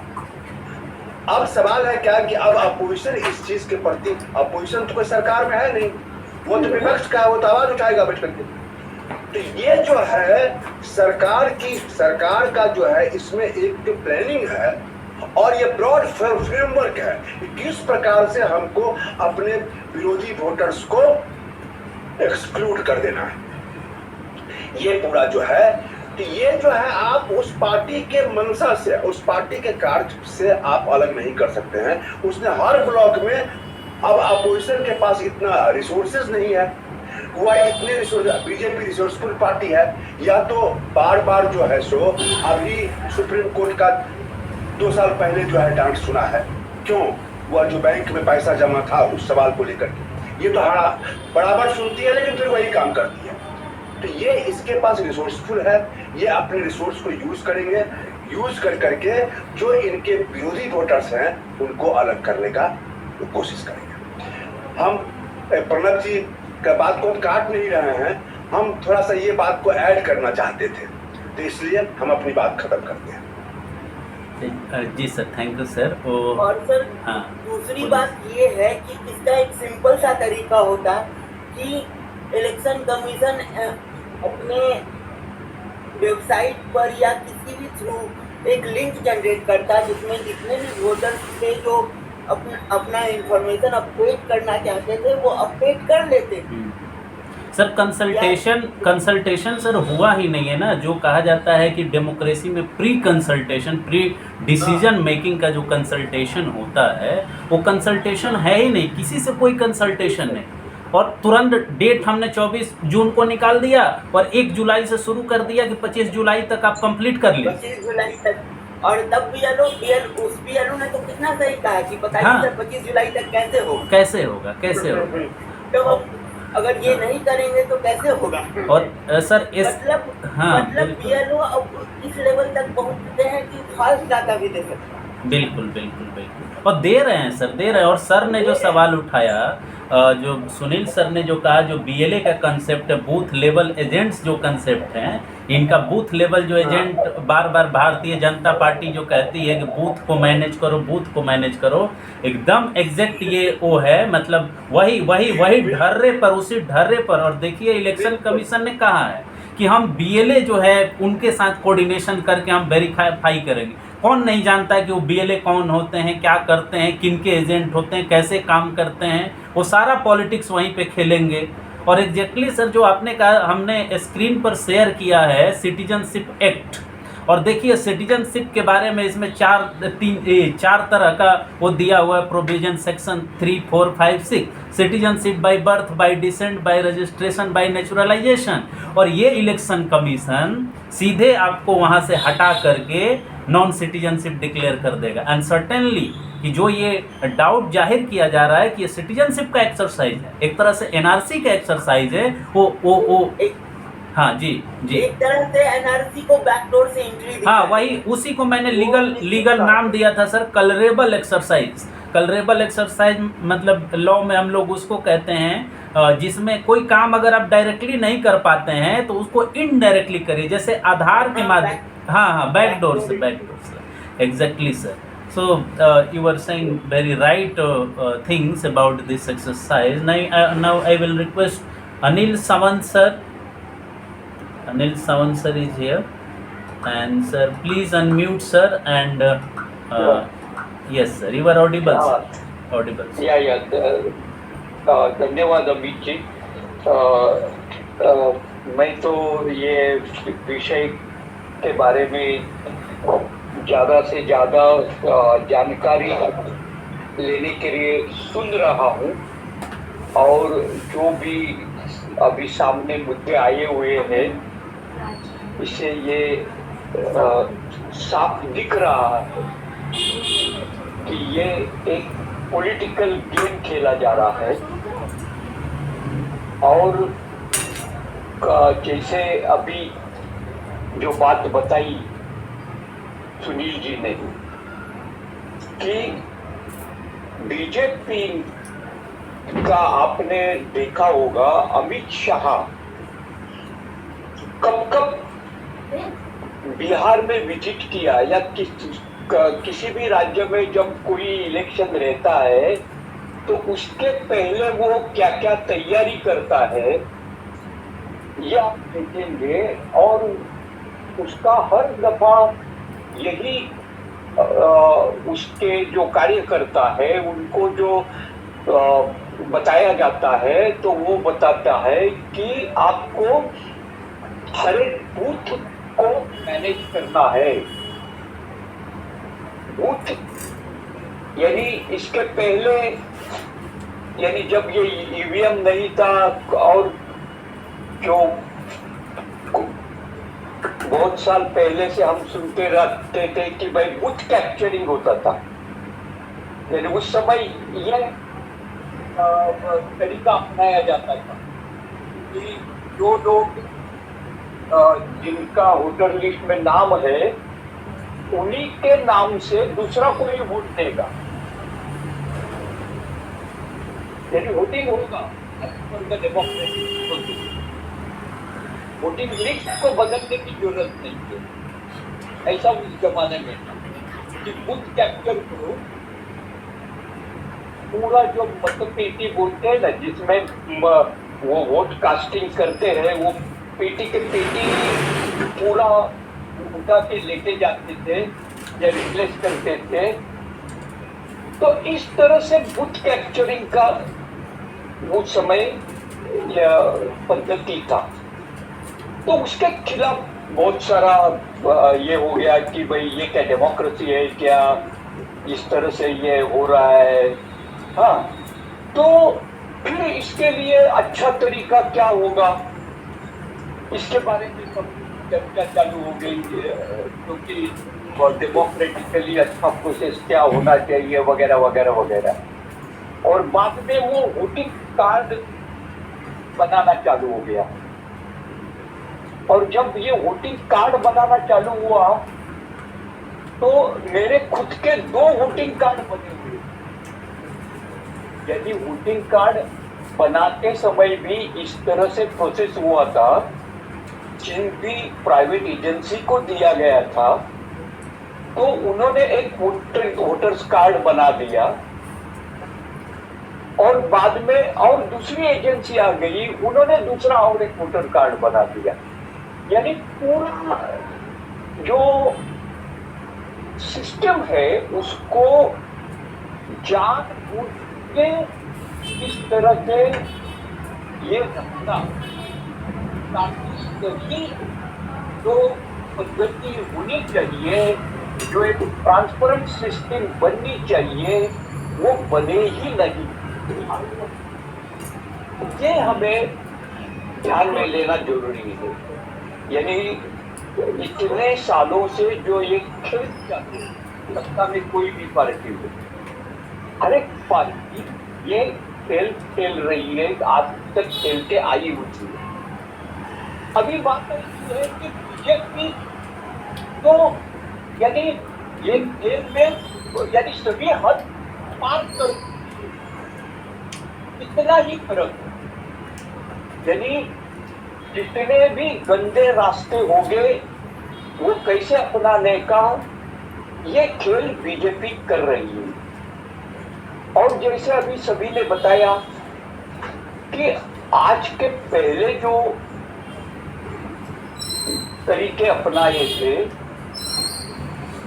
वो तरीके अभी काम में नहीं आ रहे हैं, तो इसलिए ये अभी नया तरीका ढूंढ लिया कि एक लोगों में कंफ्यूजन तैयार करने का।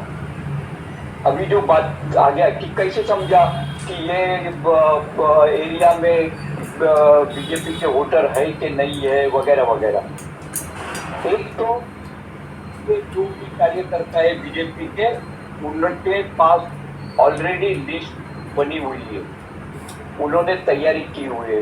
तो यही इनका काम करने का तरीका है कि उनको पता है उनको कौन वोट देने वाला है और कौन नहीं देने वाला है, और उसके मुताबिक वो हर एक बूथ की स्ट्रेटेजी तैयार करते हैं, यानी जिस बूथ पे उनको मतदान होने वाला है वहां पे डेमोक्रेसी काम करेगी, और जिस बूथ पे उनको मतदान नहीं होने वाला है वहां पे एंटी डेमोक्रेटिक सब एक्शन होगी, लोगों को बूथ तक पहुंचना मना होगा, बूथ तक लोग पहुंचेंगे नहीं, या फिर उनके नाम से दूसरा कोई वोट देगा, ईवीएम में कुछ गड़बड़ी हो जाएगी, कुछ भी हो सकता है।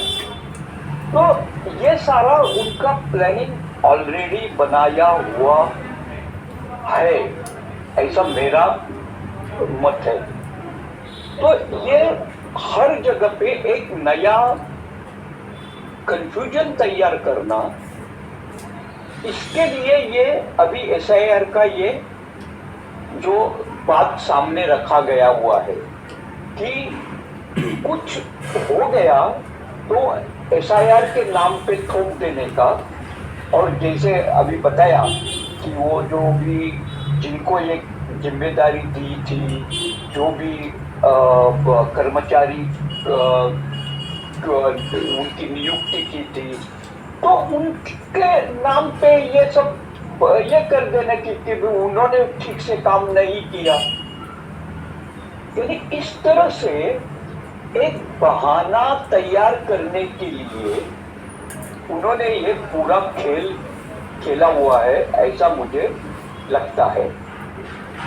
और जैसे चिंता व्यक्त की गई है कि ये सिर्फ बिहार से सीमित नहीं रहेगा, ये बाकी राज्यों में भी इसी तरह से ये आगे होने वाला है, यानी हर राज्य में वो अलग अलग जो वहाँ की परिस्थिति का पूरा स्टडी करके ये स्ट्रेटेजी बना लेते हैं कि किस तरह का खेल खेलना है। तो अभी ये बिहार में ये खेल खेला जा रहा है, और इसके खिलाफ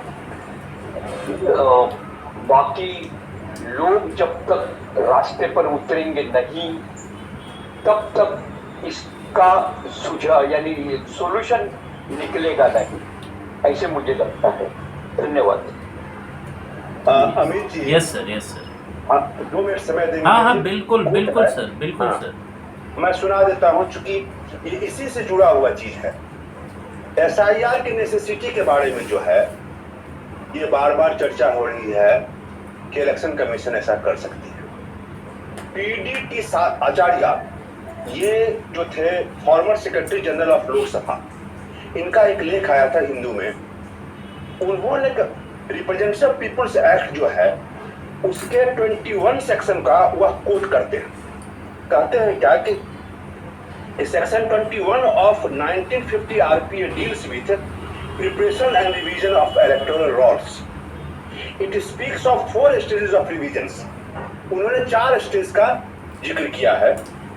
पहला कहते हैं बिफोर इलेक्शन टू लोकसभा और असेंबली, रिवीजन का शब्द यूज कर रहे हैं। दूसरा before each by election. Third है on the direction of ECI in any year, किसी साल भी ईसीआई इसको कर सकते हैं। चौथा जो है वह समझने की चीज है कि special revision for a constituency और a part of constituency with ECI recording reasons for doing so. Fourth part का जो सुनने लायक है, ये आरपीए जो है, ये गवर्नमेंट संवैधानिक चीज है। वो कहते हैं क्या कि special revision for a constituency और part of constituency with the ECI recording reasons for doing so, all revisions except 4 are done with reference to qualifying date, which under section 14 is the first day of January. बाकी तीनों जो शुरू में बोला वह 1 जनवरी को जो है। केवल लास्ट जो है, जो चौथा बात कर रहा है कि पार्ट ऑफ कंस्टिट्यूंसी या कंस्टिट्यूंसी, यह स्पेशल रिवीजन में है। तो पीडीटी इनका कहना है क्या, ये भी संवैधानिक पोस्ट पर रहे, लोकसभा के सेक्रेटरी जनरल रहे, तो इनका कहना है क्या कि इसकी कोई आवश्यकता नहीं थी। अभी जो है अब इलेक्शन 2 महीना के बाद है, अब जो है भोजगढ़ी चले कोहरा रोकने के लिए, तो भोजगढ़ी कोहरा नहीं रोक रहे हैं, यह कर क्या रहे हैं, इनको डेमोक्रेसी को थ्रॉटल करना है, खत्म कर देना है अपने मन मुताबिक। मैंने शुरू में एक व्यक्ति की लाइन कहा, अपने मन मुताबिक जनता बनानी है। मैं इस लाइन को इसलिए पढ़ा क्या कि शायद लोगों को कुछ जानने का मौका मिलेगा, हमने देखा था, हम नोट करके रखे हुए थे। Thank you. बिल्कुल आपने सही पढ़ा सर। और एक चीज़ मैं बता दूं, हम लोग का जो त्रिवेंद्रम कॉन्फ्रेंस हुआ था, जो नेशनल कॉन्फ्रेंस हुआ था और कन्वेंशन भी AIPF का, उसमें यही चीफ गेस्ट थे और उन्होंने फेडरलिज्म के ऊपर बहुत ही एक्सीलेंट मतलब उन्होंने बात वहाँ रखी थी। तो अच्छा हुआ, गलती से हम जो है सो हाँ जी, तो हाँ जी, तो उनसे मिलने का हम लोगों को मौका मिला। अनिल सर भी थे, सब लोग थे, सब लोगों ने बहुत अच्छा बात रखे थे। और एक चीज़ और गौर करने वाला है, जो ये SIR हो रहा है, जैसा कि आपने 1 जनवरी का 2003 में 1 जनवरी का ही वो डेट था, और इस बार देखिए उस डेट को इसमें चेंज कर दिया गया है। जो डेट ऑफ रेफरेंस है, उस रेफरेंस डेट को इसमें पूरी तरह से चेंज कर दिया गया। मतलब साफ साफ है कि ये पूरी तरह से डिस्क्रिशनरी, जो डिस्क्रिशनरी का मतलब ये है कि कानून में जस्टिफाइड नहीं है, लेकिन फिर भी हम उसको करते जा रहे हैं, उस तरीके से इस एक्सरसाइज को किया जा रहा है। Anil Rajimwale sir, Anil Rajimwale sir, please unmute and give your comments. Yes sir, yes. मैं समझता हूँ कि इन सारे डिस्कशंस के आधार पर और डॉक्यूमेंट्स के आधार पर एक कॉम्प्रिहेंसिव डॉक्यूमेंट के अलग अलग एस्पेक्ट्स को जोड़ते हुए तैयार किया जाए। बहुत डिटेल नहीं, लेकिन एक कॉम्प्रिहेंसिव डॉक्यूमेंट। और ये जो पूरा इलेक्शन प्रोसेस है, आज़ादी के बाद तो फिर तो सारी गवर्नमेंट इलीगल साबित हो रही, सभी पार्टियों की समेत रूलिंग पार्टी जो ये करने की कोशिश कर रही है बिहार, तो सारी इलीगल गवर्नमेंट है। तो सिटीजन ने चुना ही नहीं उनको तो इलेक्टोरल वोटर ने चुना। ये बहुत सारे दूसरे इशूज आपको जो इशू ये उन सबको मिला के एक मैं सजेस्ट करूँगा डिटेल डॉक्यूमेंट अभी तैयार करें और इशू को फर्दर डिस्कस किया जाए, खास करके जो टेक्निकल, कॉन्स्टिट्यूशनल और डेमोक्रेटिक एस्पेक्ट्स हैं डेमोक्रेसी से रिलेटेड, उनको प्रकाश लगाना होते हैं। So we can do one thing sir, जो मतलब हमारा हुआ है कि एक ड्राफ्ट को तैयार करें इस डिस्कशन के बेसिस पर, and then I will circulate in the groups. उसमें जिसका भी जो इनपुट रहे वो इनपुट आए और उसको उसमें इनकॉर्पोरेट किया जाए। और एक चीज़ हमारे दिमाग में ये था कि अगर हम लोग मतलब उसमें आपका सहयोग वो होगा कि अगर वो हो तो मेन स्ट्रीम में इसको भेजा जाए। मेन स्ट्रीम काफ़ी accessible and popular online journal है, या आप कहें कि वीकली है, तो उसमें ये पब्लिश हो AIPF के नाम के से या AIPF स्टडी सर्किल के नाम से, और लोगों तक ये बात पहुँचे। Yes sir, yes sir. Anil Sawant sir and Anil, हाँ Anil Sawant sir, yes sir. नहीं, या इसी मुद्दे को लेके मुझे जोड़ना है कि ये जो पूरा जो एक रिपोर्टाज या जो भी डॉक्यूमेंट बनाएंगे, तो उसमें ये मुद्दा जोड़ना जरूरी होगा कि मैं एक नागरिक हूँ और मुझे मतदान करने का अधिकार है। तो अभी ये प्रोसेस में मुझे मैं नागरिक हूँ कि नहीं, इसका सिद्ध करने का जिम्मेदारी मेरे ऊपर डाली जा रही है। Yes yes. इसका विरोध करते हुए कि संविधान ने मुझे ये नागरिक के रूप में अधिकार दिया हुआ है और मुझे ये मतदान का अधिकार मिलना चाहिए। इस तरह की लोगों की मांग है।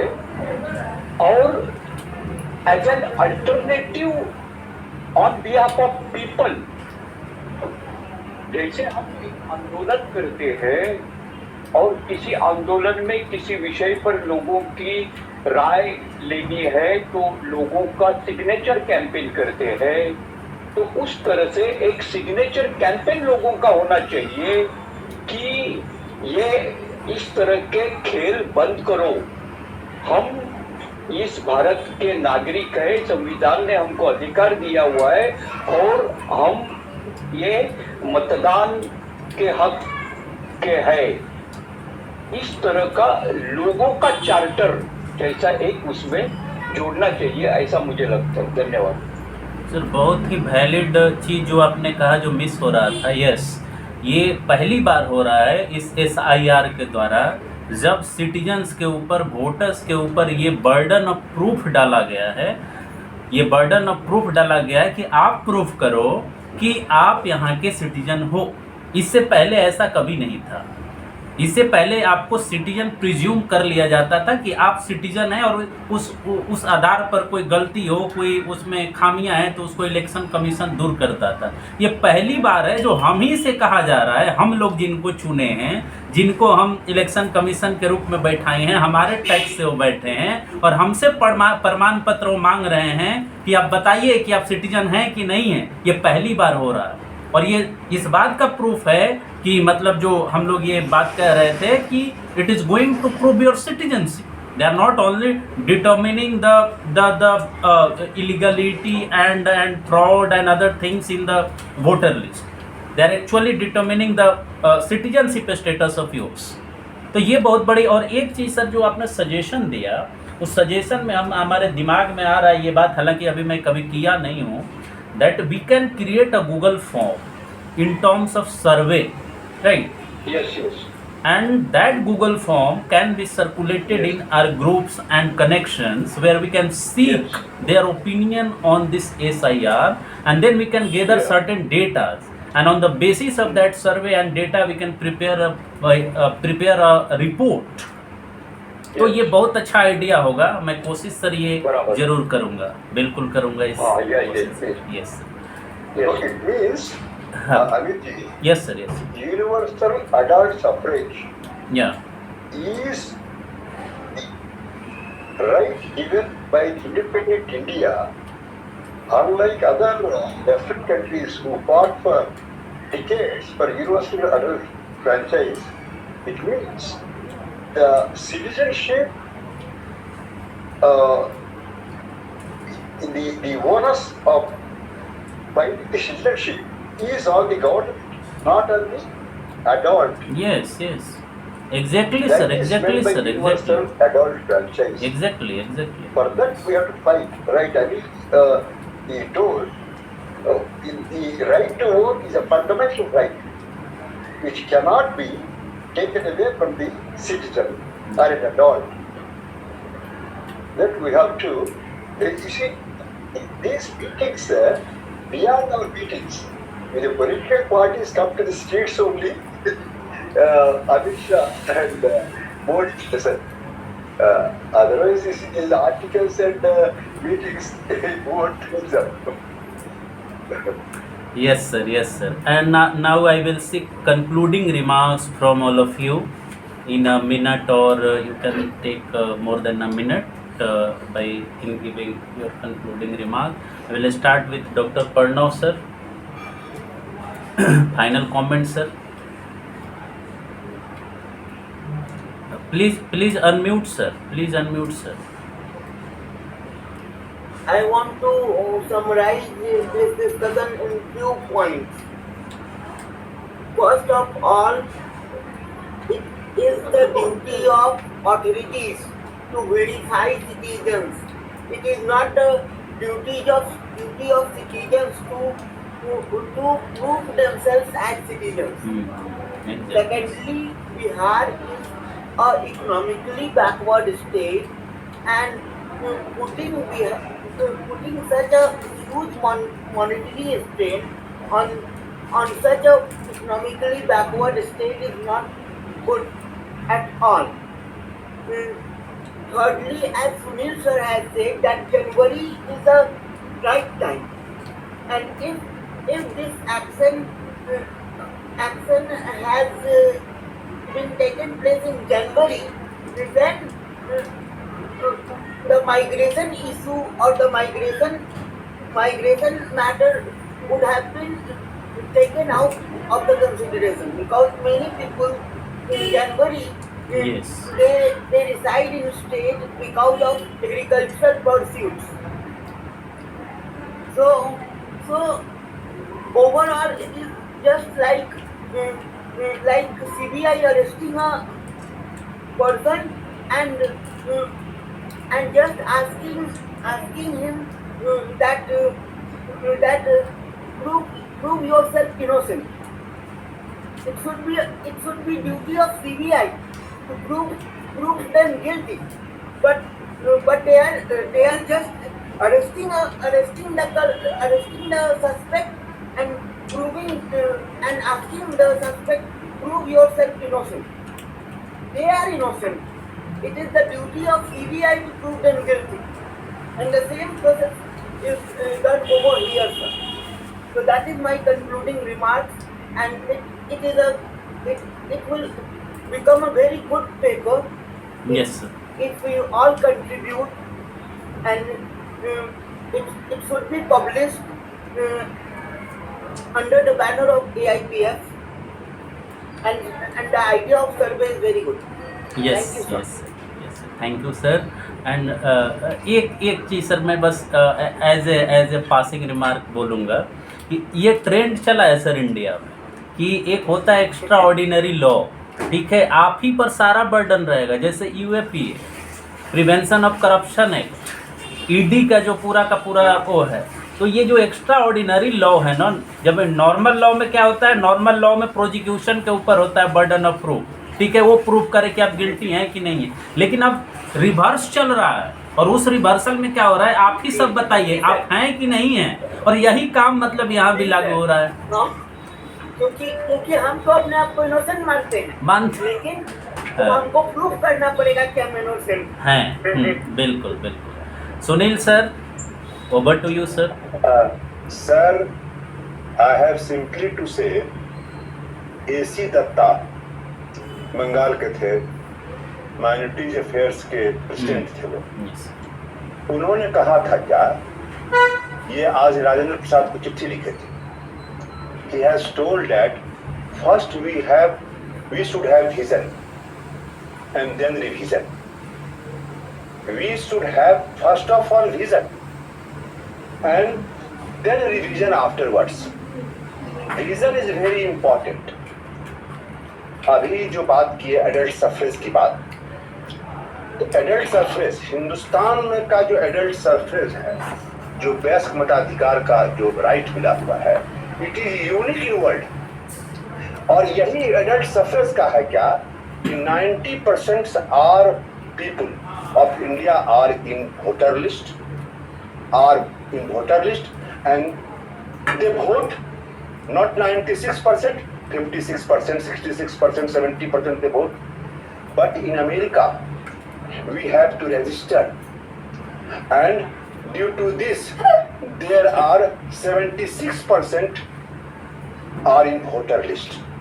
76. Rest 24% are not in voter list. This is the data. So India has unique system. Our constitution makers have provided us. So we should think about it, and Rajiv वाले जी ने जो सलाह दिया है बहुत अच्छा है। एक कंक्रीट पिक्चर के साथ हम लोग को आना चाहिए। बहुत अच्छी बात हुई, और हम तो आज बहुत लाभान्वित भी हुए सुन करके। लगा क्या कि, और प्रणव जी बहुत अच्छी बात कहे, बहुत सारा बात जो है सो अपने अनुभव के आधार पर कहे, अपने ड्राइवर का एग्जाम्पल तो हमको बहुत अच्छा लगा। तो ये सब चीज़ जो है, thank you very much. Thank you sir, आपका भी, आपका इंसाइटफुल जो आपका हो रहा है उसको हम लोग कोशिश करेंगे आपका बहुत इंसाइटफुल रहा sir. Yes sir, yes sir. या सर आपका अनम्यूट है सर, अनम्यूट है सर, आपकी आवाज़ नहीं है। When you are muted. How India became democratic, okay, वो ये किताब की मांग बड़ी बढ़ गई है। ऑर्निथ सानी राइटर नेम। ऑर्निथ सानी। ओके सर, ऑर्निथ हाँ, सानी। ये 1950 से लेकर के अभी तक का हाँ हाँ, ये पूरा जो है इस किताब में जो है ओके सर, जो ओके डेमोक्रेटिक इंडिया हुआ उसके बारे में जो है बहुत सारा उसमें पत्र वगैरह भी है। हाँ, ओके सर, ठीक है, thank you. Okay sir. Yes, Narayan Rao sir, final comment. Okay okay sir, for your good suggestions, thank you sir. Anil Sawant sir. Okay, we can conclude. Okay sir, okay. Sukhdev sir has joined late. We'll conclude. Okay okay okay sir. So thank you everyone for your participation. Anil sir, थोड़े से Anil राजमाले sir अभी उनकी तबीयत नसाज है, इसलिए वो ज़्यादा नहीं कंटिन्यू कर पाए। सो with all this, I think discussion was very fantastic, and we are hopeful that we will continue this discussion. It is not the end, rather beginning of the end of the continuous discussion. Yes, yes. Amit ji thank you, सब लोगों को नमस्कार। हाँ, सबको sir हमारे तरफ से भी सबको good night, and thank you so much for your participation. Thank you sir, thank you sir, thank you. Okay, good night. Good night, good night.